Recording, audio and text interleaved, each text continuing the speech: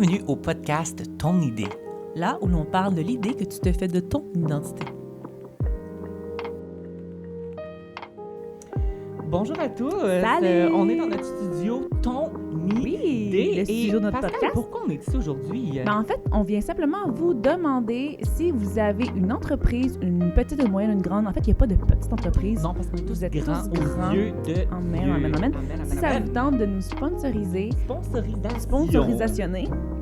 Anyways, pour un des épisodes de podcast, en fait, ce que ça implique, c'est que vous pouvez nous contacter sur notre site web www.identite103.com. Pourquoi Identite? Ben, parce qu'il n'y a pas d'accent aigu sur les sites web. URL. C'est ça. Puis qui écrit encore les www? Tapez dans Google Identité 103. Cherchez-nous et vous trouverez. Allez dans nos contacts et contactez-nous et on peut, dans le fond, faire une publicité pour votre entreprise. Une publicité maison qu'on vous fait si vous nous sponsorisez. Maison, là, il n'y en a pas deux comme Pareil, celle-là. voilà. En plus, on parle de vous, on envoie les liens de site web, On de vous votre site bloque web. partout. On vous plug, on vous bloque pas, t'as dit. Non, on vous bloque pas. on vous bloque. plug. Nous, ça va nous faire plaisir de faire une petite publicité pour vous et si ça vous tente d'investir surtout dans le ministère. Voilà, parce qu'on croit qu'Identité 103 a sa place Oui. et on veut propager la bonne nouvelle que notre identité est en Jésus, André. Amen. Amen. Fondation. Alléluia. Donc, si vous cherchez une manière de nous encourager, ça en est une. Donc, faites-le. Faites-le, Contactez-nous. Contactez-nous. Ça va nous faire plaisir de communiquer avec vous. On vous attend. Donc, sur ce, bonne écoute. Bonne écoute. Aujourd'hui, dans cet nouvel épisode, on reçoit quelqu'un de spécial, Pascal. Quelqu'un de très spécial. Notre ami, Mon ami, mon ami, ton notre ami, Ismaël Bastrache! Bastrache. On va parler de quoi dans ce podcast? Hey, écoute, on parle de l'identité d'un jeune père. Ah, ben toi aussi, tu vas pouvoir répondre à des questions. Ben oui, Pascal, je réponds à des questions dans ce podcast-là. T'es jeune, je le sais pas, mais t'es père. T'es plus jeune qu'Ismaël? Je suis père. Oui, je suis plus jeune que ça. Désolée. C'est l'identité des jeunes pères, donc soyez là. Moi, je suis un petit peu la third wheel dans l'histoire, mais Bon, mais je c'est toi pose qui plein me de poses les questions. questions. Ouais, c'est Ouais. pertinent comme discussion. J'ai hâte que vous écoutiez ça, en fait. Puis Ismaël, on va clairement le réinviter. Là. Ben oui, c'est sûr. Clairement. C'est sûr. Fait Donc, que- bonne écoute. Bonne écoute. Salut André! Hey, allô Pascal, ça va? Oui, ça va très bien toi-même. Oui, ça va bien, merci. Hey, on a un invité avec nous. On a un invité. À quel podcast, André? Ton idée. Est-ce que notre invité va le chanter avec nous? Je ne pense pas. Je ne pense pas que ce soit son genre. Vous n'entendez rien en ce moment. Normalement, vous entendez une petite voix qui Ça, commence c'est à comme chanter avec nous. Des criquets, on entend. Non, parce qu'on on a quelqu'un qui est très sage avec nous, qui parle pas pour rien dire. C'est vrai. Ce qu'il Tu comprends? dit, faut l'écouter. C'est ça. Faut Ceux qui le l'entendre. voient, vous savez c'est qui? Ceux qui ne voient pas, vous êtes comme... C'est qui? Ah! Dis-moi c'est qui? Oh, j'ai entendu quelque chose! Alors, on a Ismaël Bastrache avec nous. On l'applaudit! Monsieur Bastrache, Monsieur bonjour, bonsoir, bon après-midi. Hey, what's up, guys? Bon merci, merci pour l'invitation. Merci. Oui, Je suis content d'être Content avec de t'avoir avec nous. Ouais, C'est le fait qu'on- fun. juste de t'avoir assis à côté de nous comme ça, on est content. Fait qu'on pourrait juste rester assis comme ça, C'est ton à Rien juste dire. sourire. Mais Ouais. Mais quand même, aujourd'hui, on parle de... On parle du rôle de papa, de jeune papa, de votre identité en tant que papa. Parce que, vu que moi, ça me concerne beaucoup, j'ai plein... Toi, tu J'ai seras papa quand? plein- je sais pas, hein? Écoute. On m'en a dit quelque chose, mais je vais me dire. Et moi, j'ai plein de questions pour vous. Parce que, tu sais, vous êtes les deux. Ben, là, André, t'es notre invité aussi. Aujourd'hui, j'ai décidé. Non, t'as le droit de poser des questions, André, aujourd'hui. OK, T'as le droit de répondre à des questions, puis t'as le droit de poser des questions Parfait. aujourd'hui. OK, c'est sache-le. le fun, ça. Oui, hein? J'aime ça. Mais là, on va laisser parler Ismaël. Mais avant qu'on parle du sujet, Mhm. pourquoi on t'a invité, Ismaël? Ben, parce que probablement, t'es un ami à nous Ouais. deux. Mais Plus de- à moi, hein? Bon, encore une fois, Non, je suis un ami à Pascal aussi. Quand même. bon, moi, il a été mon patron. Ben, moi aussi. Ah oui? J'en ai fait beaucoup de choses pour Paradox, moi aussi. Ah, c'est ça. OK, ben l'idée, c'est que moi, je t'ai rencontré plus à Paradox, mais on se connaissait avant, là. Ouais. Mais j'étais plus à Paradox qu'on s'est Quand connus. c'est- ouais. Puis toi, André, À formation jeunesse. Bon, c'est ça. Ouh, back in Ça the date days. de genre, Des oh bonnes boy. années, Googlez formation jeunesse 2000 quoi. Ouf, on risque année, de ça? vouloir des vidéos. J'ai gradué en 2012. C'est vieux, c'est tellement vieux. C'est tellement 2012. Yeah. Fait que dans le fond, ouais, ok, c'est ça. Mais on te connaît bien, et puis t'as été pasteur. Ben, en fait, décris-nous un peu, c'est quoi ton parcours rapidement, là? C'est quoi, t'es qui? Moi, j'ai fait ma formation jeunesse à l'école biblique pendant 3 ans. Puis après ça, entré dans le pastorat à l'église Gospel Vie à Montréal pendant 10 ans. Donc, pasteur Shout out. de jeunes adultes, d'adolescents, puis pasteur un peu comme... Ok, t'as vraiment upgradé. Ah, jeune adulte, adolescent. Non, on revient Ouais, en je suis bas, revenu en bas adolescent. adolescent jusqu'à un moment donné, ça... Ouais. C'est ça, faut Puis redescendre. redescendre des Ouais, fois. non, non. puis, c'est une Non, belle non, expérience, c'est en vrai. tout cas. Puis pasteur exécutif aussi, fait que c'est pas vous un petit peu différentes T'as choses. quand même Puis, été directeur de Paradoxe aussi. puis aussi un peu... Pendant de plusieurs travail années, quand directeur, même. Pendant beaucoup trop longtemps. Non, pas tout Ouais, j'ai arrêté après quand Pascal est arrivé dans l'équipe. Non, t'es parti en plein milieu. En tout cas, on en discutera. On ne reviendra pas là-dessus. On en discutera. Alors, voilà. Mais OK, cool. Mais au travers de ça, t'es quand même jeune papa. Oui, Décris-moi donc ta famille. on a trois enfants. Ben, j'ai une épouse, évidemment. Ben, J'ai appris ça aussi shout pour out. devenir papa. Ça prend l'épouse, donc Vera. On vous épargne les détails. Ouais, donc c'est ça. s'il vous plaît. Ça en fait 8 ans, 9 ans qu'on est mariés. 9 ans. Ok. Ouais. Puis on a 3 enfants, donc 3 enfants en bas de 3 ans. Ouh, Ouais, de ok, 3 ça a ans été et tac, moins. tac, tac, fait que ça a été un petit peu tac. Tac, tac, tac. Donc pendant la COVID, on a clenché ça. Encore une fois, on vous épargne les détails. Ça à faire. On avait plus de travail, fait on s'est mis au travail c'est différemment. Avec, c'est ça, Abigail, 3 ans, puis Amélia, 2 ans, et Anthony, 1 an. Ah! beaux. Félicitations Merci. pour lui d'un an, je J'ai savais fait, pas. j'ai fait ma part. T'en veux plus J'ai fait ma d'autres? part dans la T'en veux plus société. là. d'autres? Non. OK. Non, La, Ben, la shop est fermée. OK. On a- Puis toi, André, t'en as tant. Toi, t'as bientôt 2. Bientôt 2. Moi, j'ai... C'est rare qu'on peut parler de ta famille, mais vas-y, genre. Ben, en fait, moi aussi, je suis mariée Ok. avec Myriam Filion-Lefebvre. Mimi. Parce qu'au Québec, on ne peut pas changer de nom. Mais ça, c'est une autre discussion. Je suis d'accord. Mais en tout cas, sinon, tu... Mon fils Noah a 20 mois. 20 mois. 20 Mais mois. moi, c'est quoi ça? puis, C'est ça, moi aussi, je Ouais. calcule. Moi, là, je suis- 24 mois, c'est 2 ans. C'est ça. c'est juste Fait les qu'il y a pères qui presque parlent comme ça, 2. ouais. Moi, c'est ça. Et puis le deuxième, c'est ça, va s'en venir pour le mois de septembre. Là. Oh! Ou la deuxième, on Là, on sait sait pas encore. si c'est un gars ou une fille, c'est Non, ça c'est pas encore. encore. OK, c'est bon. OK. Ah, ben c'est cool. Fait que vous êtes, dans le fond... ben toi, t'en as visuellement plus d'expérience. C'est une grande expérience de 3 ans. Ouais. Mais c'est que ça s'est fait considérable. comme intensément, c'est pour ça. Ouais. OK. Ben écoute, moi, ce qui m'a un plus interpellée par rapport à vos histoires, là, je vous regarde, c'est vraiment bizarre de poser ces questions-là, mais c'est ça pareil. Les deux, vous étiez pasteurs quand vous avez vos enfants? Mhm. OK. Oui. Ouais. OK. Fait que c'est comme... Comment je dirais bien ça? Comment vous avez concilié là, votre travail de pasteur versus avec vos enfants? Comment ça s'est passé? Est-ce que... Je suis vraiment curieuse. Par rapport à comment vous avez géré votre vie Mhm. en tant que pasteur d'une église. Donc, tu es là. Je sais que c'est comme... Mhm. OK, tout le monde travaille et il y a des enfants en même temps, mais je trouve que le pastorat, quand tu viens avec ta famille à l'église, quand tes enfants font partie de l'église aussi, est-ce que vous avez senti comme une espèce de pression?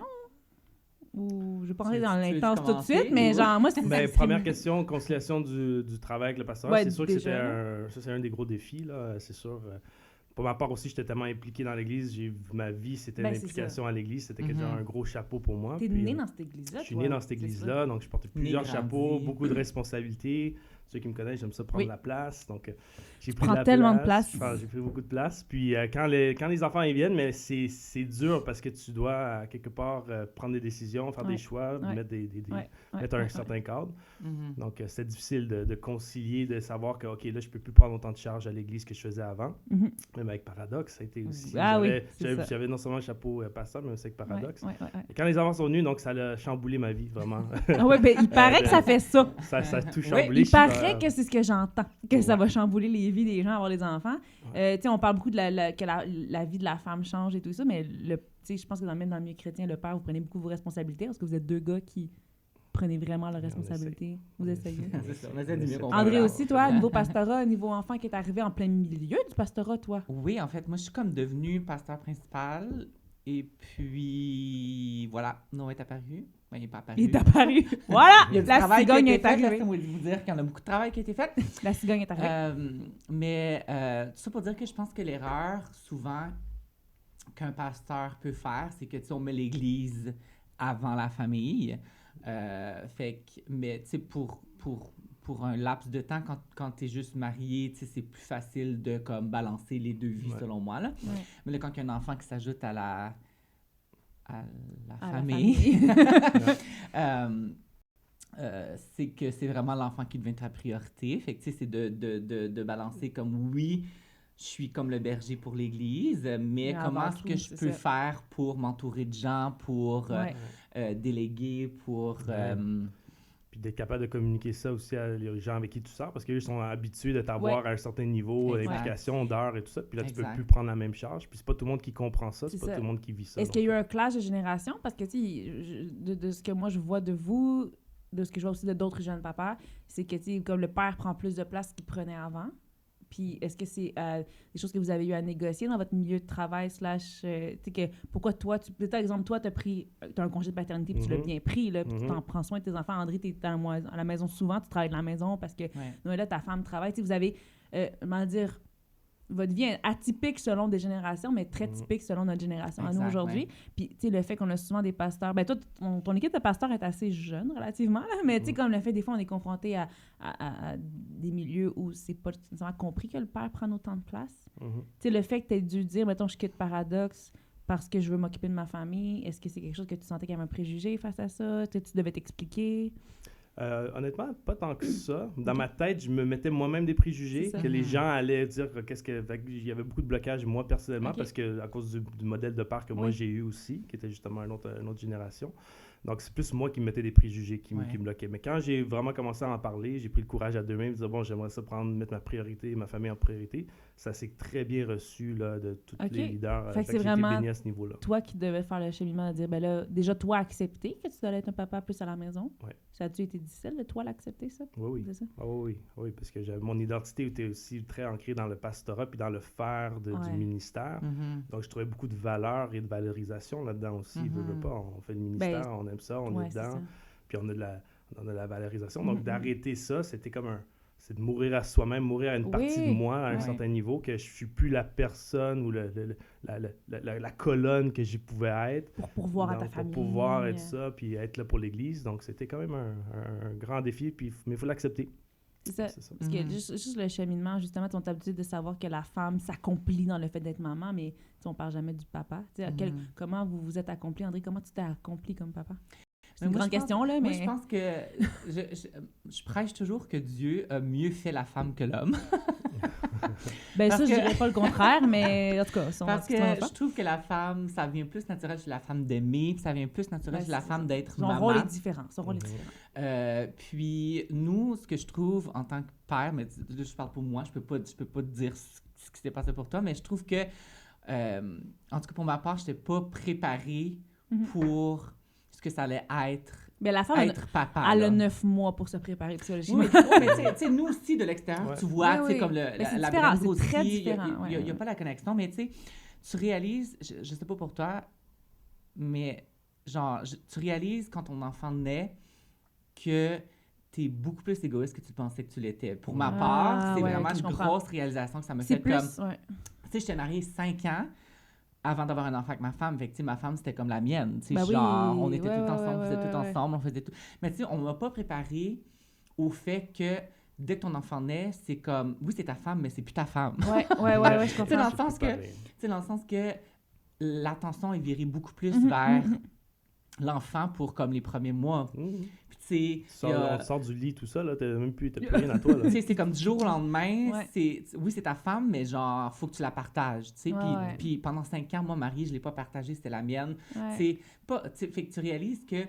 Puis là, il y a l'allaitement, il y a des fois, le bébé blesse maman. Là, t'es comme, hey, t'as blessé ma femme, je t'en veux, mais tu peux pas en vouloir parce que c'est ton enfant. Fait que t'es comme... On dirait qu'on m'avait pas préparé à faire comme, OK, c'est vraiment comme... une saison où faut que je détache, où il faut que je déroule de quoi, là, tu sais. Tu l'as mentionné un petit peu, puis c'est ça, ma question aussi, c'est que je me dis, tu sais, une réflexion, là, que les femmes, tu sais, on a peut-être plus tendance, justement, à être sacrificielles rapidement, à se sacrifier pour notre enfant rapidement, puis à tout donner tu sais, on est comme ça, là, si on est fait de même.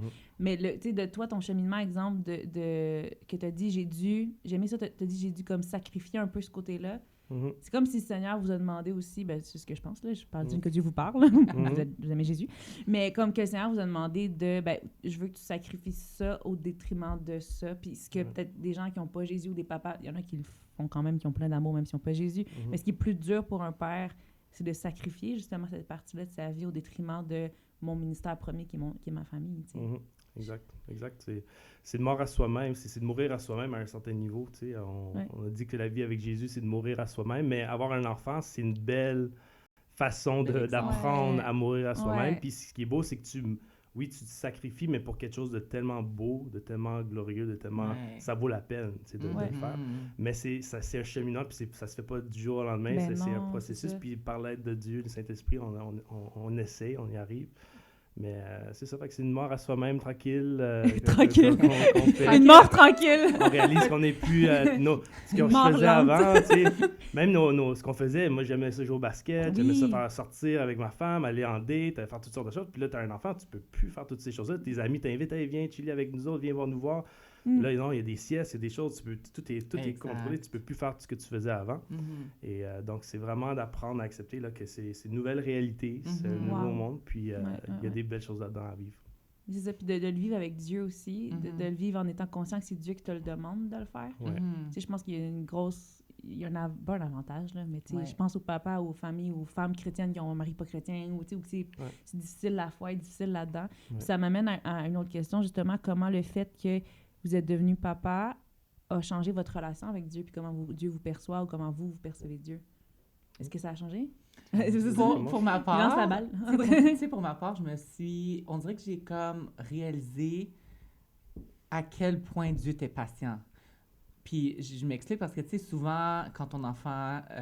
moi, il est à la phase un peu, genre, comme que le non commence à être plus prédominant, tu sais, de « Ah, est-ce que tu peux faire ça? Non. Est-ce que tu peux faire ça? Genre, il teste. » Mais, tu sais, je me dis, moi, je fais pareil avec Dieu, tu sais. Puis à quel point que, tu sais, nous, on se fâche facilement. Tu sais, lui, il est vraiment patient, il est là avec amour, puis il va reprendre, puis il va toujours être là les bras ouverts. Puis en même temps, c'est le fun de voir, tu sais, comme... Ça, c'est mon exemple de ce que je dois, comme... model de ce que je dois mettre de l'avant avec mon enfant. Je trouve ça vraiment beau, tu sais, à voir. Ouais, puis aussi, c'est ça, on parle toujours de l'amour de Dieu, amour inconditionnel de Dieu, mais c'est sûr que quand tu as un enfant, tu comprends pour vrai. L'enfant n'a rien fait, puis tu l'aimes de tout ton cœur, c'est la perle de tes yeux.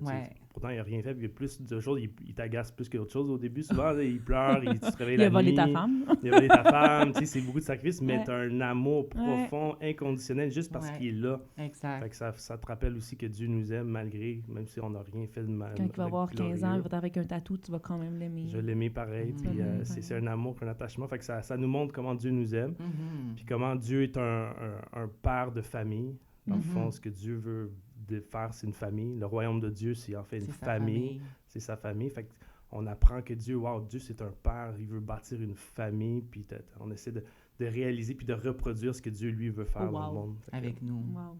C'est beau ce que tu dis. Très beau ce que tu dis. Mais est-ce que... Non, c'est très beau ce que tu dis, mais... Non, il n'y a pas de mais. C'est juste beau ce que tu dis. Si je peux ajouter aussi là-dessus, c'est que, tu sais, comme tu dis, Ismaël, on met toujours l'emphase sur comme Dieu qui aime, Dieu qui... Mais avoir un enfant aussi, ce que ça m'a fait réaliser, c'est que Dieu nous aime tellement qu'il peut nous discipliner. Tu sais, comme... Parce que on met toujours l'accent sur comme Dieu le Père aimant, puis je suis entièrement d'accord que genre, c'est l'amour inconditionnel, genre la meilleure au monde, tu sais. Mais la phrase que j'aime aussi, c'est celui qui t'aime tellement et là aussi pour te discipliner, te corriger, pour te ramener dans les bonnes voies. Puis ça me fait comme, tu sais, là que j'ai un enfant, ça m'a comme rappelé que oui, c'est vrai, tu sais, comme quand Dieu discipline, c'est justement parce qu'il m'aime. C'est pas juste parce qu'il me discipline, parce que ça y tente puis il veut me faire mal. C'est un bourreau, là. Mais c'est qu'il nous aime tellement qu'il veut nous garder dans la bonne voie. Puis avoir un enfant, pour moi, c'est comme, OK, tu sais, comme, si Noah fait quelque chose de pas bien, quoi que ce soit, tu sais, oui, je l'ai discipliné, mais je veux comme aussi expliquer le pourquoi, puis ce que ça peut emmener s'il n'écoute pas. Puis ça m'a fait réaliser que, tu sais, Dieu fait vraiment ça avec nous aussi. Puis ça m'a comme créé une ouverture face à comme, OK, s'il me corrige, c'est pas parce que, genre, il veut me taper dessus, mais plutôt parce qu'il m'aime puis qu'il veut me garder près de lui, tu sais. Fait que Je sais pas si ça fait du sens, ce que je dis. Ah oui, ça a vraiment du sens. Puis tu réalises que moi, ce que je veux le meilleur pour mes enfants, c'est qu'ils se grandissent, qu'ils vivent une vie abondante. Et si moi, en tant que père, qui n'est pas si wow que ça, terrestre, imagine Dieu qui veut encore plus qu'on ait une vie abondante. Et c'est pour ça que oui, qu'à chaque fois que je donne des conséquences à mes enfants, tout ça, au début, je dis, nous autres, on va pas punir nos enfants, tu sais, mes enfants, ils vont être parfaits, on va tellement les aimer que naturellement, ils vont grandir, puis ils vont faire tout ce qu'on veut, tu sais. Il y a des attentes qu'on a un peu au début comme ça, on dit, je vais tellement les aimer, là, qu'ils vont tout faire ce que je leur dis. Et là, tu réalises que non, le péché est bien réel dans les enfants. Tantôt, tu m'as montré comment tu disciplinais tes enfants, avec ta voix super... Ah oui, j'ai ma voix... Parce que Ismaël, il faut dire, il y a le même ton de voix, fâché ou pas. Il est très chill. Tracassé ou pas, il a la même ton de voix. J'ai dit, comment tu disciplines les enfants? Il a dit, arrête. Arrête. Mais des fois, je monte le ton de voix et tout ça. Arrête! Puis j'en ai pas le choix. T'as pas le choix de les discipliner, comme tu dis, donner des conséquences et tout ça. Puis c'est pour leur bien. Puis ça fait juste nous rappeler, comme tu dis, André, que Dieu veut tellement notre bien qu'il va être capable de nous parler, nous corriger, tout ça. Est-ce que ça a été dur ou facile, ça va dépendre de ce que tu vas nous dire. Mais soyez honnête, OK, s'il vous plaît. On va être honnête. Toujours. André, sois honnête. Ismaël, sois honnête. C'est l'authenticité. C'était pour une fois, sois honnête, Ismaël. C'est vrai. Est-ce que ça a été, quand c'est arrivé tout ça, votre relation avec Dieu, là? Votre relation intime? Tu sais, au début, vous aviez votre femme, on a parlé de la relation avec votre femme, que Dieu, que l'enfant, t'avais l'impression qu'il volait ta femme, mais version, ça a été une adaptation, là. Votre relation avec Dieu, comment ça a été l'ajustement de vos temps à part avec Dieu? J'imagine que tu n'as plus de temps. Est-ce que tu t'es senti plus loin de Dieu ou au contraire, pendant un moment, tu t'es senti plus dépendant de lui? C'est une bonne question. Merci. Pour ma part, ça va main en main avec le rôle que j'ai dû apprendre à faire comme dans les premiers mois d'être papa. Parce que on s'entend que pendant les premiers mois, si ta femme décide d'allaiter, tu fais rien de ta vie, là. Tu sais, à part changer les couches. Dans tu fais rien de ta vie autour de l'enfant, là? Ouais, tu sais. OK, tu fais rien de ta vie, t'es assis sur le couch puis il bouge pas. Tu sais, comme t'es un peu comme... dépendant du temps, là. Tu sais, on n'a pas vraiment de besoin, si je peux dire ça comme ça, parce que l'enfant est toujours en train de boire, puis... t'es pas utile à grand-chose, le guillemets, confort de la maman. Ouais. Puis, j'ai vraiment comme eu un gros struggle de genre, j'ai fait comme Dieu, mais genre, je sers à quoi dans ça? Tu sais, je suis comme, qu'est-ce que je fais? Je suis comme, tu sais, à part d'aider Myriam, tu sais, même la nuit, ça se servait à rien. Moi mon bébé voulait rien savoir des bouteilles, fait que... T'as regardé la télé, c'est tout. Tu sais, je suis comme, ça sert à rien que je me lève, fallait que ça soit Myriam, tu sais, fait que je me sentais comme Dieu, genre, comme on sert à rien, je fais quoi, tu sais, comme... Mais Dieu m'a vraiment montré comme... pour cette saison-ci et pour des saisons à suivre et pour le restant de ta vie.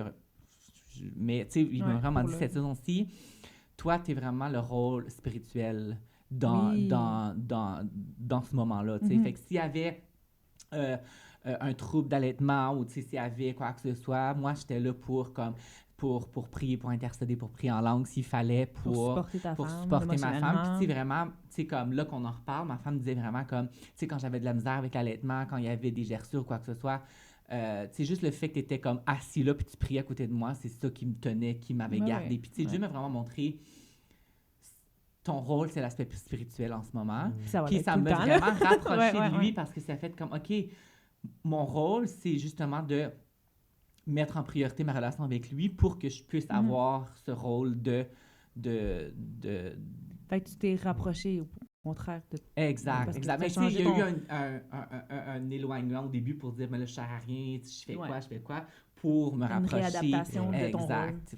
Fait que moi, c'était ça. Moi, je n'étais pas autant spirituel que toi. Il y en a pas un qui est meilleur qu'un autre. Pour moi, honnêtement, la première année, c'était atroce. Écoute, la première année, j'étais déconnecté complètement honnêtement de ma relation avec Dieu. Parce que moi, j'étais quelqu'un qui est très discipliné. J'ai un cadre, il faut que ça fonctionne dans ce cadre-là. Ça devait tout chambouler. Et j'avais mon heure pour me réveiller le matin, tout ça. Puis là, tu n'as plus ça. Tu n'as plus d'heure, tu sais plus quand est-ce que le bébé va se réveiller la nuit. Tu ne sais pas si tu vas bien dormir ou pas. Donc, tout a été chamboulé, même mes disciplines d'exercice, de lire, tout, j'avais plus rien. Là. Fait que là, j'étais perdu pendant un an. Tu continuais à être pasteur quand même, tu continuais à avoir un rôle de j'ai un rôle de pasteur aussi, donc il y a le fardeau puis... qui vient avec, puis tu dis, mais là, il faut que je prenne mes choses en main. Puis fait qu'il y avait vraiment une pression, il y avait aussi une condamnation, tu te sens mal, tu dis, mais là, on dirait que j'arrive pas, j'étais tellement fatigué, tellement j'étais débalancé que je n'arrivais pas à prendre des temps avec Dieu.